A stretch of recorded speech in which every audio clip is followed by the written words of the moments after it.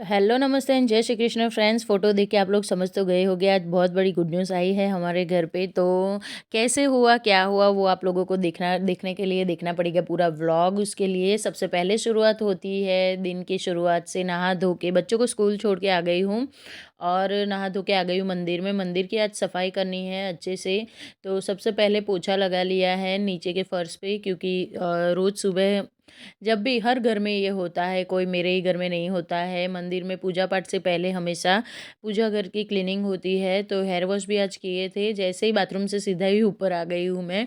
क्योंकि हेयर ना बहुत ही ज़्यादा, मतलब ठंड भी चल चल रही हमारे यहाँ ना, बारी बारी से ठंड वापस आ रही है, जाने का नाम ही नहीं ले रही है, बढ़ ही रही है दिन ब दिन इतनी ज़्यादा। मतलब दिसंबर वाली जो ठंड होती है ना, वो अभी लग रही है। तो ऑब्वियस है कि बाल गीले हो गए तो ठंड तो बहुत ज़्यादा लगेगी। लेकिन फिर ना मुझे परेशानी हो रही थी काम करने में, तो मैंने बालों से अपना जो टॉवल था वो हटा लिया है और लग गई हूँ फिर से मंदिर की सफाई के लिए। तो मंदिर एक ऐसी चीज़ है कि जिसकी मैं ना रोज़ रोज़ तो सफाई इस तरह से हम लोग डीपली क्लीनिंग नहीं कर सकते हैं। और वीक में एक आध दिन ऐसा होता है जिस दिन इस तरह से क्लीनिंग होती है। एक बार ही वीक में हो पाता है, रोज़ नहीं हो पाता है। आज थोड़ा जल्दी उठी थी, काम थोड़े जल्दी से निपट गए थे। तो सोचा चलो पहले जाके नीचे जाके मंदिर की सफाई कर लेते हैं। तो सारी जितने भी फ़ोटोज़ हैं, देखिए विग्रह तो मैं ज़्यादा नहीं रखती हूँ, इतनी ज़्यादा साफ़ सफाई करने का हमारे पास टाइम नहीं होता। और विग्रह को रखते हैं तो बहुत ज़्यादा उनकी केयर और ये सब करना पड़ता है। यहाँ पे जो मैंने बिछाया हुआ था आसन, वो इस बार चेंज कर दिया है। उस आसन को मुझे धो लेना है और अच्छे से, इसीलिए इस बार ना येलो कलर का आसन मैंने बिछाया है। थोड़ा चेंज करके देखते हैं, थोड़ा सा चेंजेस होना भी चाहिए। हमें हमारे घर में रोज़ अलग-अलग चीज़ें चाहिए होती है, तो ज़ाहिर-सी बात है कि भगवान को भी अलग चीज़ों का कभी-कभी मन करता होगा, ये मेरी सोच है। तो एक के बाद एक जितने भी फ़ोटोज़ को मैंने साफ़ किया था, उनको सीधा नीचे रख दिया था, ताकि जब भी मुझे इन्हें लगाना हो, अपनी जगह पे स्थापित करना हो, तब ना मुझे सीधा ही स्थापना कर दूँगी। मतलब कि मैं जिधे सीधे ही स्थापित कर दूँगी। चुनरी हमेशा उड़ा के रखती हूँ माता रानी को। और एक हमारी कुल देवी का ही सिर्फ़ विग्रह है मेरे पास, वो भी हम ना जब भी नवरात्रि करती हूँ मैं, चैत्री नवरात्रि। अगर जो लोग पहले से जानते हैं उन्हें तो पता ही होगा कि चैत्री नवरात्रि मैं कितनी धूमधाम से मनाती हूँ। जो हमारी मेन नवरात्रि होती है वो तो हमारे वहाँ गाँव में होते हैं, तो हम कुछ नहीं कर सकते घर पे। लेकिन चैत्र महीना की जो नवरात्रि होती है वहाँ, उसमें मैं बहुत ज़्यादा पूजा पाठ, और आप लोग अगर बने रहोगे तो ज़रूर देखने को मिलेगा। बहुत ही अच्छी-अच्छी सी चीज़ें ही आप लोगों को दिखाऊँगी। तो नीचे जो मंदिर है वो पूरा क्लीन हो चुका है। ऊपर सिर्फ मैंने एक गणपति जी की मूर्ति और लक्ष्मी नारायण का फ़ोटो है, और कुछ ज़्यादा है नहीं। वैसे तो मंदिर के ऊपर इस तरह से नहीं होना चाहिए, लेकिन जगह बहुत कम थी, तो भगवान की माफ़ी माँग के कुछ इस तरह से मैंने लगा दिया है यहाँ पे।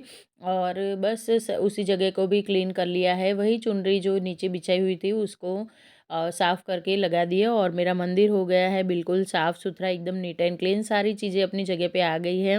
और भगवान से माफ़ी माँग ली, कहीं पे कुछ मुझसे गलती हो गई हो तो समझ लेना।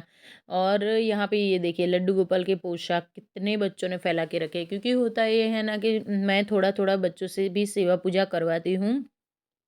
देखिए, सिर्फ़ मैं घर में करती रहूँगी, उन लोगों को कुछ सिखाऊँगी नहीं, तो उन्हें पता नहीं चलेगा कि कैसे करना है, क्या करना है। बस वो लोग देखते हैं कि हाँ, मम्मी करती है, बात वहीं पे ख़त्म हो गई। तो उससे बढ़िया चीज़ ये है कि बच्चों को ना साथ के साथ करवाना चाहिए काम, जो हम करते हैं, वो उन लोगों से करवाना भी चाहिए।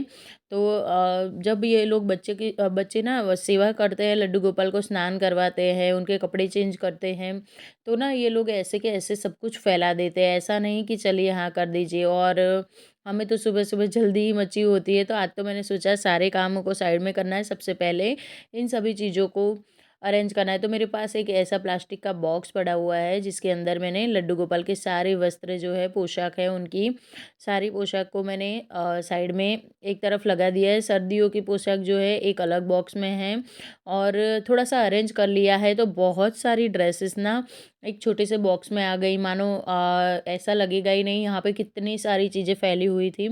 वो सभी चीज़ें बढ़िया तरीके से अरेंज हो गई हैं, और एक ये मेरा सबसे बड़ा काम आज ख़त्म हो गया है।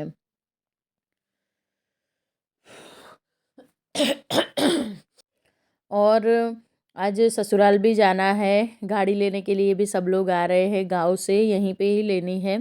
तो वो लोग भी आएंगे, उससे पहले हमें ना घर का सारा काम फिनिश करके रेडी रहना है। तो थोड़ा सा जल्दी भी है। और यहाँ पे मैंने इस बार ना मलाई को जमाया नहीं है। हर बार मैं क्या करती हूँ कि मलाई के अंदर अगले दिन जामुन डाल देती हूँ और फिर उसकी दही बना के फिर उससे मक्खन निकालती हूँ। लेकिन इस बार मैंने ऐसा नहीं किया है क्योंकि मुझे बचे हुए दूध में से कुछ आप लोगों के साथ शेयर करना है। बहुत ही बढ़िया चीज़ शेयर करूँगी। तो मक्खन जो है वो निकल के आ जाता है 5-7 मिनट में ही। हालाँकि ये प्रोसेस ना बहुत ज़्यादा अच्छा नहीं होता है, मैं बहुत कम इस तरह से करती हूँ। इस तरह से मैं ज़्यादा नहीं निकालती, ज़्यादा नहीं, कभी नहीं निकालती हूँ। कभी-कभार ही साल में 1 आध बार इस तरह से मैं सीधा दूध से मलाई निकाल के, अरे सॉरी, मलाई से सीधा मक्खन निकालती हूँ। तो मक्खन मेरा निकल चुका है। उसके बाद इस तरह से हाथों से दबा दबा के जितना भी दूध है उसको अलग कर लेना बहुत ज़्यादा ज़रूरी होता है। अदरवाइज़ ना इसके पकने में बहुत ज़्यादा टाइम लगता है, घी बनने में बहुत ज़्यादा गैस भी लगता है, टाइम भी बहुत ज़्यादा लगता है। तो घी बनने के लिए रख दिया। अब ये जो दूध बचा था उसको मैंने सीधा गैस के ऊपर डाल दिया और यहाँ पे मैंने उसके गर्म होते ही विनेगर डाल दिया है उसमें। गैस के ऊपर पतीला रखा और विनेगर डाला है। अब थोड़ी देर चलाऊंगी, उतने में ही जो हमारा पनीर है वो अलग होकर आ जाएगा। तो पनीर के अलग होते ही एक सूती कपड़ा ले लिया है, एक अलग अलग से बर्तन में छान लेंगे। हाँ, इतना ज़्यादा नहीं निकलता है लेकिन आप एक टाइम का आपका ब्रेकफास्ट ज़रूर हो जाएगा। या फिर घर में 3-4 लोग हो तो आपकी सब्ज़ी भी एक टाइम की ज़रूर बन जाएगी। और ये जो पानी होता है बहुत ही ज़्यादा हेल्दी होता है। इससे अगर आप आटा चाहो तो आटा गूँथ सकते हो या फिर इसका इसका सूप भी बना सकते हो। बहुत सारी चीज़ों में काम आता है। अदरवाइज़ एक बॉटल में भर के रख दीजिए। नेक्स्ट टाइम जब भी आपको दूध को फाड़ना है तो इसी पानी को आप डाल दीजिए। आपको अलग से किसी नींबू की या फिर किसी चीज़ की ज़रूरत नहीं होगी। अब घी मेरा बन चुका है, तब तक मैंने घर के एक्स्ट्रा जो काम थे वो सारे किए और घी को मैं निकाल लूँगी। एक ये जो जार है ट्रांसपेरेंट, इसके अंदर रहता है मेरे भगवान जी को भोग लगाने के लिए लड्डू गोपाल का घी। मैं अलग से निकालती हूँ। हमारे घी में से ना ही उनको मैं खिलाती हूँ ना ही उनका कुछ दिया बाती होता है। भगवान का पूरा घी अलग रहता है और खाने का घी एक अलग से रहता है। और दूध ना मेरा 2 लीटर आता है तो उससे ना बहुत ही बढ़िया सी मलाई निकलती है। भैंस का दूध आता है एकदम बढ़िया क्वालिटी वाला, तो बहुत ज़्यादा मलाई निकलती है। तो महीने में 2 बार ये ना 1.5 जार मेरा भरता है ये वाला पूरा। और वो जो भगवान जी के लिए हैं वो आधा जार मेरा हमेशा भर जाता है। तो घी की कोई टेंशन नहीं होती, घर का ही घी खाते हैं हम लोग। और उसके बाद फिर ना लग गई थी बच्चों को भूख, तो नाश्ता बनाना था बच्चों को नहीं, अंशु का एग्ज़ाम था तो वो एग्ज़ाम दे के आया है जस्ट अभी। और उसी को भूख लगी थी तो उसके लिए मैंने यहाँ पे रोटी का एक बहुत ही अच्छा सा नाश्ता बनाया है। तेल रखा, उसके ऊपर तेल में डाल दी रात की बची हुई रोटियों को चूर के और ऊपर से डाल दिया नमक मिर्च। आप चाहो तो हल्दी धनिया पाउडर भी डाल सकते हो, हल्दी भी डाली है मैंने, धनिया पाउडर गरम मसाला भी डाल सकते हो। तो झटपट बनने वाला क्विक सा नाश्ता रेडी है। और थोड़ा सा टाइम बचा हुआ था तो फिर आज मैंने ना जो बच्चे और हस्बैंड का वार्डरोब है उसको क्लीन कर लिया है। सारे कपड़े फ़ोल्ड करके रख दिए यहाँ पे। और बिठाया था तो हस्बैंड को उनको बोला था कि आप बैठे-बैठे ना थोड़े से कपड़े फ़ोल्ड करो थोड़े से, तो आप लोगों को समझ आए कि आप लोग इतना ज़्यादा मेरा जो कबर्ड है मैसी करके रखते हो, फैला देते हो। और एक कपड़ा लेना होता है तो सारे कपड़े निकाल के फेंक देते हैं नीचे। तो ये आदत तो मैंने जैसे-तैसे करके इन लोगों को छुड़वाई है, लेकिन इस बार इन्हीं से काम करवाया तो इन लोगों को समझ में आए। अब काम क्या करेंगे ये लोग, काम तो करने वाले हैं नहीं, बस फैला के ही रख देंगे। तो ऊपर से मेरा काम ज़्यादा फैला दिया, फिर मुझे लगा कि इससे तो बढ़िया रहता है मैं ही कर लेती हूँ।